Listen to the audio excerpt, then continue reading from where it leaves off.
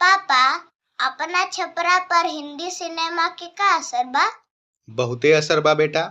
सुना, यहाँ के नेता लोग चुनाव के पहिले मैंने प्यार किया के गीत सुनावेला आ चुनाव बीतते मिस्टर इंडिया जैसन गायब हो जाला। आ यहाँ के सड़क पर बरसात में गंगा जमुना सरस्वती देखे के पैसा ना लागेला। आ निर्माण कार्य कराए वाला गजबे नमूना बा। यहाँ 3 इडियट वाला शो फ्री में लागेला। आ यहाँ के सरकारी ऑफिस में अफसर लोग सौदागर पार्ट 2 देखा रहल बा। आ इंसानियत नया दौर में आपन अंदाज बता रहल बा। आ यहाँ मर्डर आ अपहरण लोग में डर बना रहल बा। आ यहाँ 2 बीघा जमीर बेचा रहल बा। आ यहाँ शिक्षा नदिया के पार जा रहल बा।